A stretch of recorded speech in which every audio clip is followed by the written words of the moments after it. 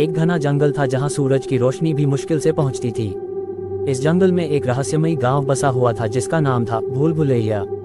लोग कहते थे कि इस गांव के चारों ओर कोई अदृश्य शक्ति है जो लोगों को अंदर तो खींच लेती है पर बाहर जाने नहीं देती।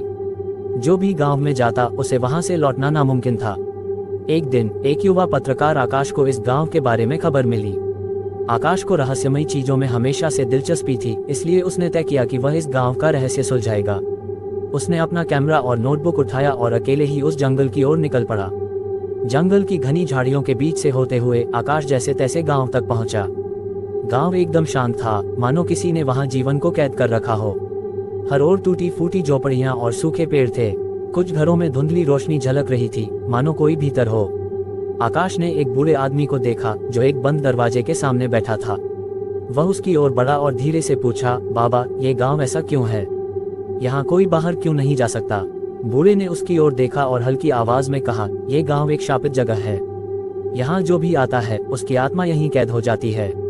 अगर तुमने यहाँ का रहस्य जान लिया तो शायद तुम्हें भी बाहर जाने की अनुमति नहीं मिलेगी। आकाश के मन में डर तो था, पर उसकी जिज्ञासा और भी ज्यादा बढ़ गई। वह गांव की गहराइयों में जाने लगा। अचानक उसे एक टूटा हुआ मंदिर दिखा जिसके ऊपर एक अदृश्य छाया मंडरा रही थी। मंदिर के अंदर जाते ही उसे महसूस हुआ कि उसकी सांसें तेज हो गई हैं और उसे वहां कुछ अजीब सी ऊर्जा महसूस हुई।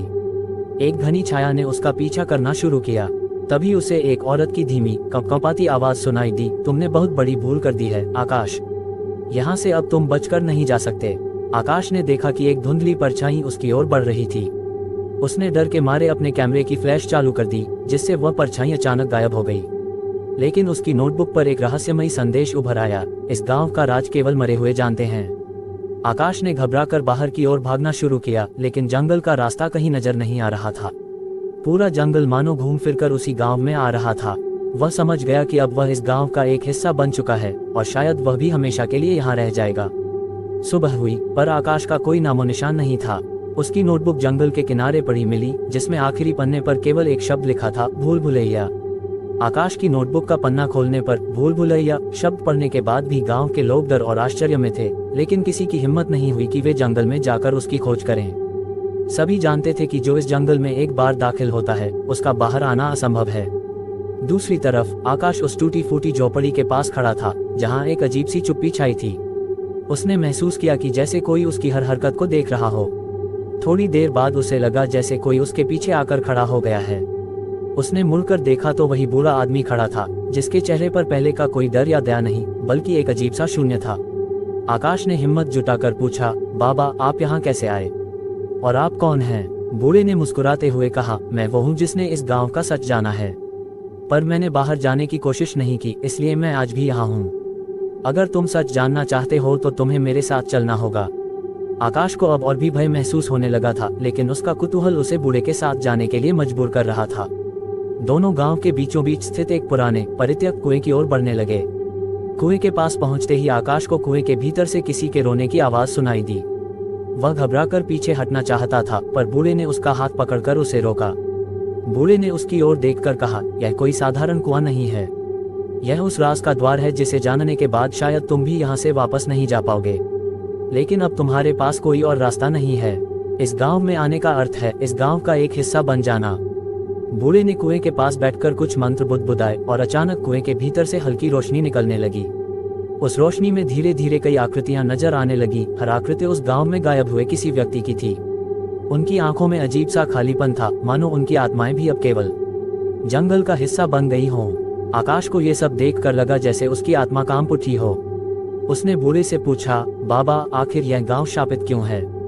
बूढ़े ने भारी आवाज में कहा, सदियों पहले इस गांव में एक साधु आए थे जिनकी साधना को गांव वालों ने मजाक में उड़ा दिया और उन्हें अपमानित किया। उस साधु ने क्रोध में आकर गांव को शाप दे दिया कि जो कोई भी यहाँ आएगा उसकी आत्मा यहाँ कैद हो जाएगी। तभी से यह गांव रहस्य और अंधकार में कैद है। आकाश को अब समझ में आ गया था कि उसे यहाँ से निकलने का रास्ता नहीं मिलेगा।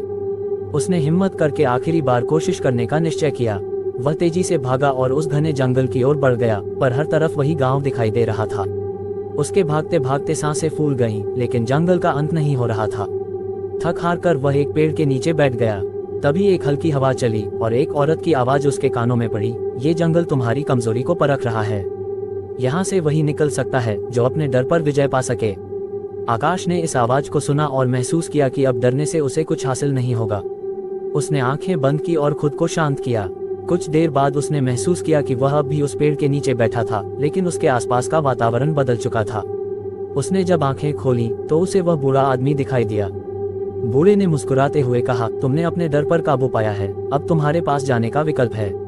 पर याद रखना, इस गांव का राज बाहर मत बताना, वरना ये जंगल फिर तुम्हें बुलाएगा। आकाश ने सिर हिलाया और गांव से बाहर जाने का रास्ता धीरे धीरे खुद ब खुद साफ होने लगा। जब वह जंगल से बाहर आया तो सूरज की रोशनी उसे चुभने लगी, मानो बहुत समय बाद वह उजाले में आया हो। उसकी नोटबुक उसके हाथ में थी, लेकिन उसमें लिखा हर शब्द गायब था। अब आकाश उस जंगल के बारे में हर किसी को बताना चाहता था, लेकिन उसकी जुबान जैसे बंद हो गई थी। उसकी आंखों में वही खोखलापन था जो उसने गांव में देखी आकृतियों में देखा था। उस गांव का रहस्य हमेशा के लिए उसके मन में कैद रह गया।